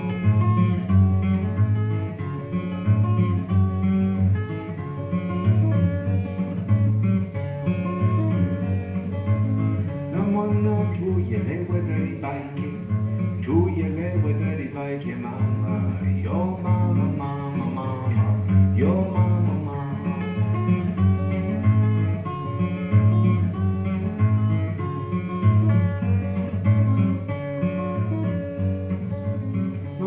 Peci mai pata mina cuenda, mama. Peci mai pata mina cuenda, mama. Yo mama, mama, mama. Yo mama, mama, mama. Yo mama, mama, mama. Yo mama, mama.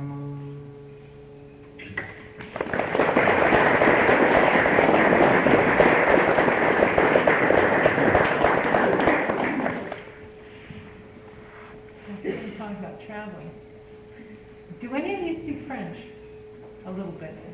Understand a little bit. I see some fingers moving. Good. Je parle un vieux français très bon. Oui. Comme tout Englishman. Tout Englishman parle un vieux français très bon. Comme moi. John speaks this wonderful French. Actually, his French is getting much better. But he has good reason to do it, because if you sound too good when you really don't know what you're saying, then, for instance, if you ask directions, like when you're traveling, that's what happens to you. You have to ask directions, and you understand, like, right and left, and that might be it, you know. And if you sound like you know what you're doing, they start rattling on, and you have no idea what they say. Whereas if you really talk slowly, and it's like a vache espagnole, you know, then they... It's true, because if you're a musician, a foreign language usually comes fairly easily. You get you may not understand the grammar, but you get the sound of it, because it's like learning a song or learning a tune. So I went to Germany the first time, and in just a very short time I was sort of rabbiting away in German. It wasn't grammatical, but it sounded right. You know, I sounded as if I was in charge of a camp of at least 60,000 people. Awful language. Guten Abend, meine Damen und Herren. So the thing is, I'd pull up the cart and I'd be looking for a concert hall, and I'd say, Entschuldigen Sie bitte, wo ist die Straße nach Würzburg? And they go, ach, du gibst and you wouldn't understand a word. So the thing to do is to say, Entschuldigen, ich spricht kein German, aber ich bin lost. So,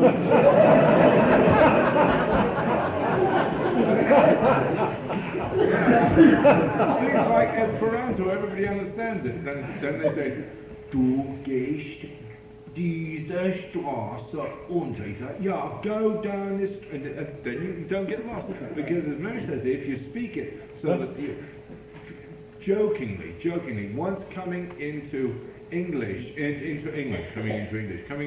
Heathrow Airport with an old buddy, we'd been doing a movie in Denmark called the $1 Billion Brain, and we were just coming back to England after 3 months, and everybody on the cast was Russian. I mean, we all conversed in Russian most of the time, because we were all playing Russians, and so we all spoke little bits of it.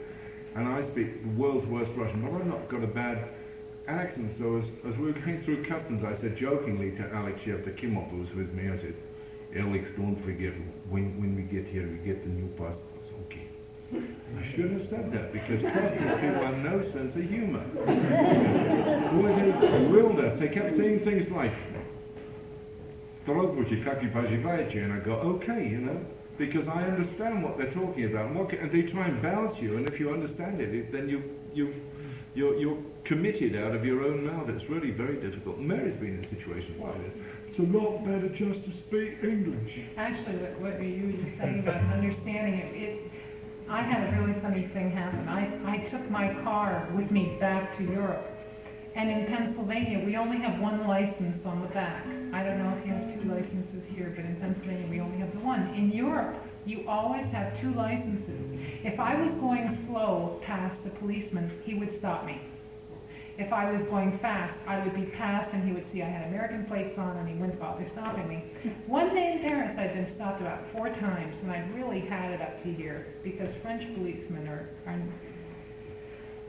really a special case, you know. Yes, the part of the horse that goes past the winning post last. Well, it's the only place I've ever been tear gassed, that's all I can say. Anyhow, this one guy, I did a nasty thing, because I speak pretty well, and I got to the point where I understood enough to really get myself into trouble.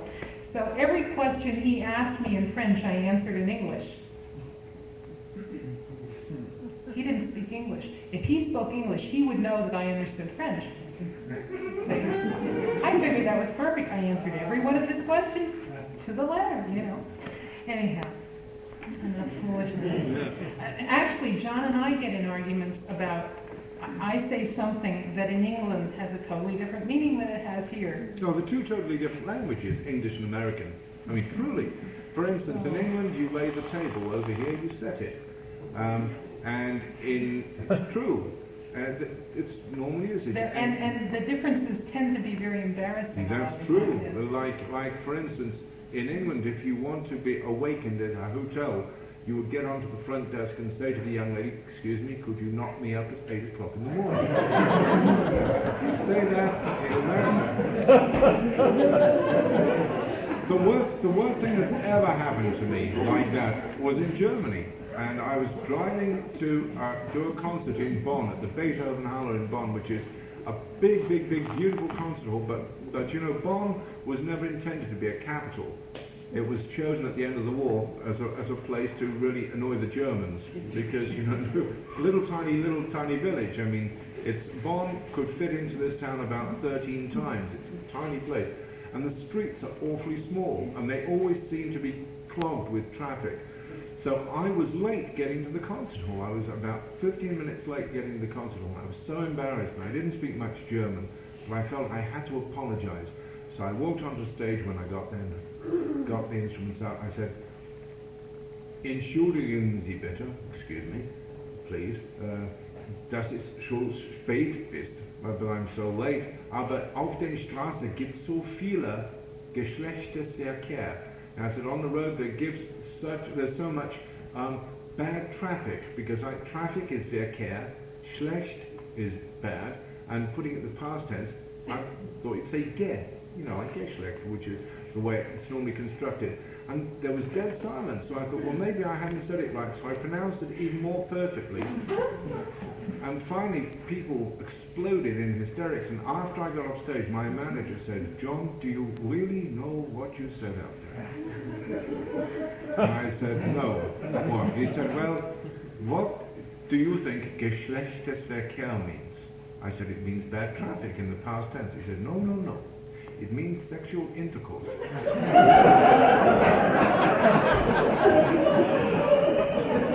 So what I actually said in front of 9,000 people was, "I'm terribly sorry that I'm so late to the concert hall, but there was so much sexual intercourse in the streets."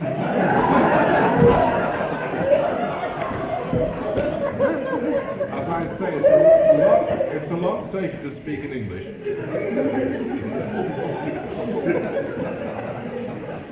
Oh my.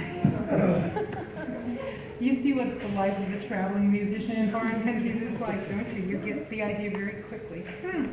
Well, this is a song that I learned in France. I was really lucky when I went to France in 1970. Within 2 weeks in Paris, I had literally met everybody who was the foundation of what became a really strong revival of French folk music. And I got to know all the people who are now great stars, and it's really great fun. Because I can always say, well, I knew them when, you know. So that's fun. It's just nice to have friends for such a long time. Also, it was really exciting to be there while all this was happening, because it was just like an explosion. It was wonderful. Catherine Perrier is a lady who has done an awful lot of research and collecting in France, and she and her husband are quite responsible for the revival of interest in traditional music. They had a club there, and this is a song that Catherine and I used to sing together, and it was really great fun, because she was born 4 years to the day before me, and were recorded at a festival singing this song, and at one place the harmony changed places with the melody, and you can tell everybody who learned the song off the record, because our voices are so close that nobody could tell that it was me going up and her going down. It's great fun. Song about typical French. A young man goes to court a young lady. Her brother says, "Oh, no, you can't marry my sister because she's already received gifts from another young man." And so typical French fashion, this young fellow says, "Oh, I'm going to go to a monastery and I'll spend the rest of my life regretting lost love, you know." And he says, "Nanette, before I go, lend me your handkerchief to wipe these tears." And she says, "A handkerchief, here, I got one in my pocket." "Oh, it's at my bedside table, come on, let's go and I'll get it." And he says, "Nanette, lend me a scissor to cut this bond that we've made." And she says, "Oh, no, it's up in my bedroom too. Come on, we'll go up and get it in my bedroom." And he says, no, in your bedroom we will not go, because your mother gets mad when she sees us together and your father gets upset when he sees us in bed. So, at which I don't want to leave everybody who doesn't understand out. You see, I'm really giving you a literal translation. So, at that point, the father, who is so upset, says, "You're an honorable young man. You can marry my daughter." As if she, I wish they'd asked her what she wanted at some point in the song, but that's all right. It's called Nanette, which is very funny because in French it's like saying chick. Nowadays, if you say a nanette, well, that's it means chick. So this song probably was the reason why it became that, I guess. Wait a second. Boy, that was a short song. Sorry. Did I really say I was going to marry him when I got home?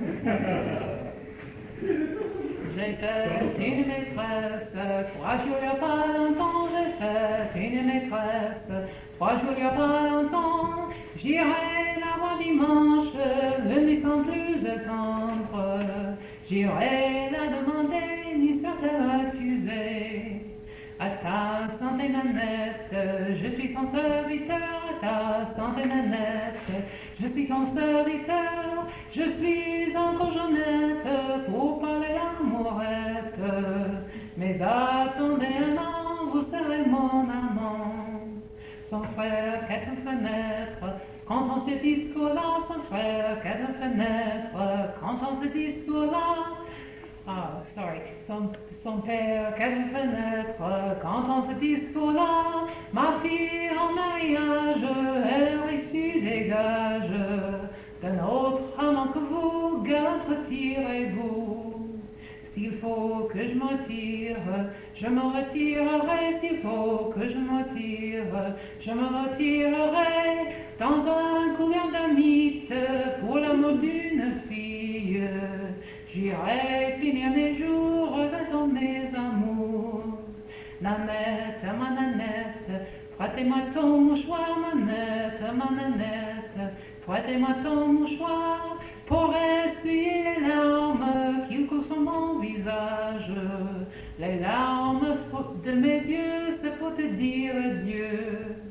De mouchoir dans ma poche, non, non, je n'en ai pas de mouchoir dans ma poche, non, non, je n'en ai pas.